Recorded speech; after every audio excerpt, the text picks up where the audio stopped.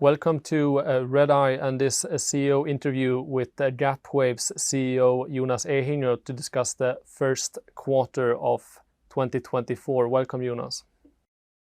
Thank you, Rasmus. Always nice to have a short conversation when we publish our reports.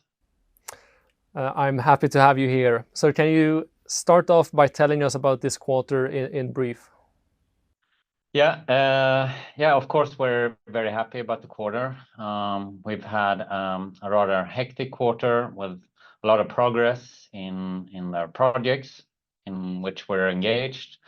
And as you saw, sales were also quite good in this quarter. And we've also, importantly, have received new orders, and there's also progress in some of the more long-term important prospects, such as the undisclosed Tier 1. And last but not least important is, of course, that we're very happy to announce that the start of production has occurred for the first automotive Gapwaves waveguide antenna for a corner radar, which we developed for Hella, starting in 2021. And you showed quite good sales in the quarter, and with the start of the Hella production, you actually have some more product-related revenues. Should investors see the first quarter as the lowest point of the year, or how should we think about the Hella ramping up? The Hella ramp-up starts from a relatively low level. Right now, initially, Franken factory is producing around 6,000 antennas per month. But the plan is to reach a million units annual volume of million or more units per year. And that ramp-up phase takes at least a year, maybe 1 to 2 years, that type of interval. So, of course, in the initial few months and quarters, the volumes will not be super big. But to put it in context, up until now, Gapwaves have, during its entire lifetime, produced less than 30,000 antennas. So it will be a significant addition volume-wise, but the ramp-up is a rather complex process and it takes time. So, but it's starting. And as you know, Franken has also ordered the next production line to continue the scale-up once we complete the construction and the assembly and commissioning of that production line at Franken's facility next year. And since you mentioned it, I seem to have gotten a bit confused about the Franken order. It appeared to me that you have delayed it from 24 to 25. Can you just explain what is going on with that order in particular? Yeah, these systems are customized and they're pretty complex and consists of a large number of components and subsystems, etc. So it's a project in itself. And there's several, milestones that we deliver, and components that we buy and commission, etc., and customize into this specific production line for this specific antenna. So there's revenue recognition, during the scope of that project, of course, with also final payment once it's on site and up and running. So during 24 and parts of 25, there will be ongoing revenue recognition from that order. So just to be clear, the order has not been delayed. The order has not been delayed. It's ongoing, and so more or less there will be revenues allocated during 6 or recognized during 6 quarters. That's as a rule of thumb for this type of production line, you should expect approximately up to 15 or 18 months before completion. All right. And you have also received several orders from an undisclosed Tier 1. I believe it's 6 in total, whereof 4 this year, I think. That's correct. like when can we expect a firm volume-related agreement from this customer, and perhaps a disclosure of who the actual customer is? Yeah. Well, the only thing I can say for sure is that for every order that we receive, it means that we're getting closer to that point. But it's still in a project in the development phase, and an antenna design is being developed and tested. Samples are being, or prototypes are being produced and tested by the customer. And once we reach the final specification and design, and obviously then then typically the customer is entering into a supply agreement. All right. So it seems like we have to wait a bit more before we can have a firm agreement in place. But it Yeah, is and of moving in course, the right direction. it's definitely moving in the right direction, which is why we're communicating this also to show that a customer who's engaging with a lot of time on their side, but also monetary value is, of course, seriously interested in completing this as soon as possible. So there is definitely substance in this collaboration. All right. And moving on, you have an associate with Sensrad. I believe you own 30% of the company. And Sensrad has received 4 evaluation orders to date that they have announced. What contribution for Gapwaves can we expect to come from Sensrad throughout the year? Well, first and foremost, at this point, Sensrad is a customer of Gapwaves for our antenna technology. In fact, the antenna being developed for Sensrad is by far the most advanced waveguide antenna so far in the industry. So, Sensrad is, as we've discussed before, still in a startup phase. And most important for Sensrad is really to get the commercial version of product finished and launched, which is happening now in a few weeks. Unfortunately, a bit delayed, but it will happen now in Q2. And also to move from these evaluation orders to delivery of the final product, or the commercial version of the product. And Sensrad is in a bit of a unique position because they cater to a lot of different market segments with their off-the-shelf 4D imaging radar sensor. You know, it can be from mining equipment or mining vehicles to farming vehicles, or even airports and taxiing of airplanes, etc., including industrial vehicles, freight trucks, etc. So they cater to a lot of different market segments with their product. But like I said, Sensrad is still a very young company, still in the startup phase, and very close to launching the commercial first version of their product. And how quickly can we expect to see significant sales from Sensrad?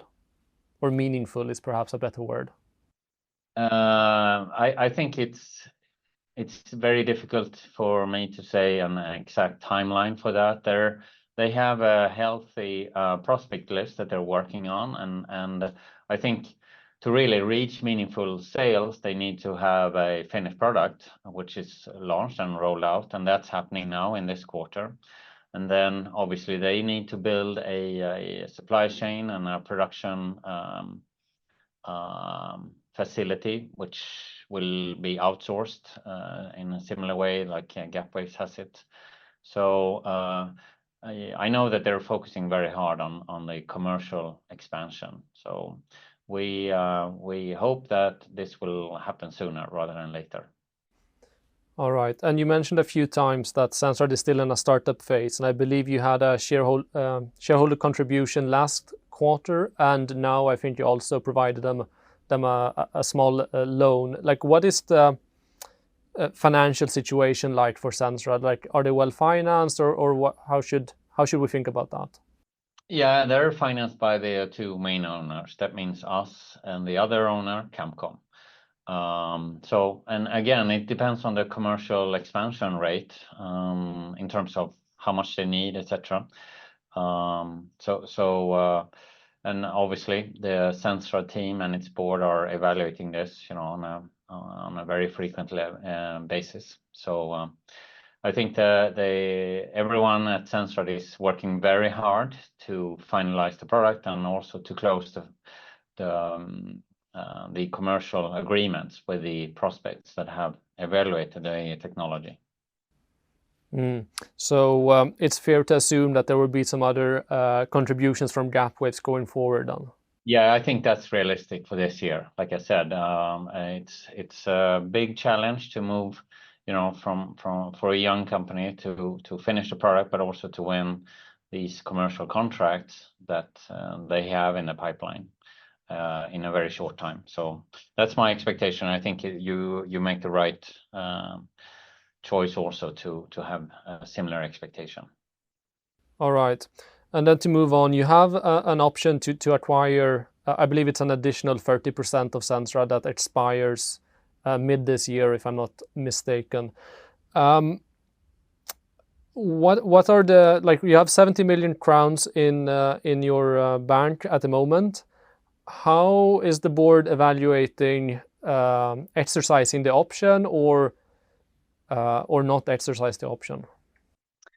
Yeah, I mean, the option is still valid until the end of June this quarter in Q2, and so at a certain point we can make a decision to move forward exercising that.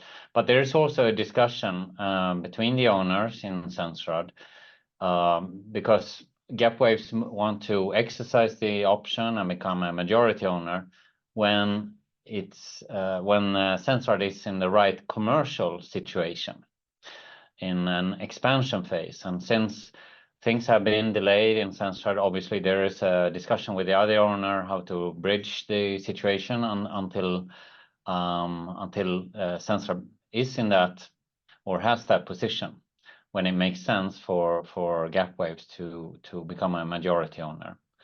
So I'll have to come back to that later in the quarter as we know more and when we have this conversation next time.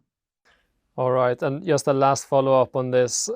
You have your cash balance as about 70 million. Like, would exercising this option, like, in what way are you looking to potentially financing exercising the option if you choose to do that? Would it be through your own bank balances, or could we potentially see like a strategic partnership or any other method of financing this option? Yeah, obviously there's several options that can be explored. There's also certain loan or credit facilities, opportunities for that, obviously. But Gapwaves board will not move forward unless it's the right timing for the company and we can feel that the risk-reward balance is the right one. And so we're following the development of Sensrad really closely, and yeah, in a responsible way, both for Gapwaves but also for Sensrad. So right now we're supporting Sensrad with certain contributions, but it's also important that we save ammunition, if you want, or resources, financial resources for that commercial expansion when the time is right to go through with that. And other options, just to put it on the table, is of course that the terms and conditions of the option can also change. That's also a conversation that we're having with the other owner. So I'm sorry that I can't be very specific right now, but it's still early in this quarter and the discussions are ongoing with the other party based on the development of Sensrad. All right, that makes sense.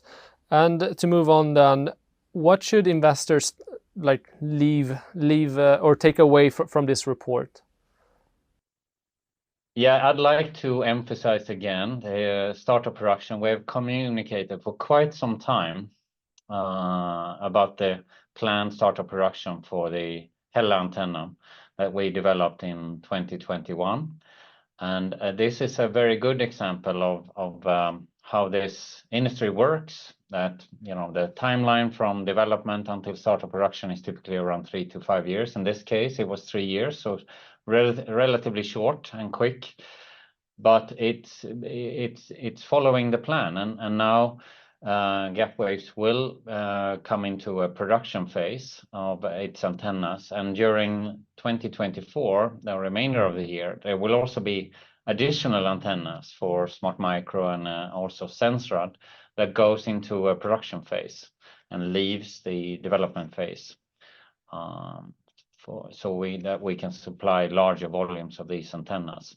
Combined with the scale-up journey that Gapwaves is on, including setting up our own pilot line facility for production of smaller volumes of antennas, but also certifying Gapwaves as the supplier for the automotive tier ones in the future. So I think in addition to that, it's a strong quarter, a lot of effort by the team in Gapwaves. There's also interest from new tier ones in the automotive industry. I'd like to highlight that.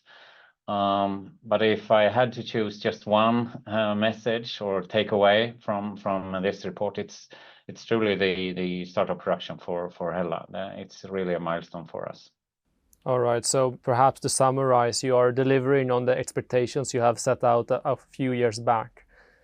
Correct. All right, and with that, I thank you very much for taking the time to have this conversation. Thank you, Rasmus.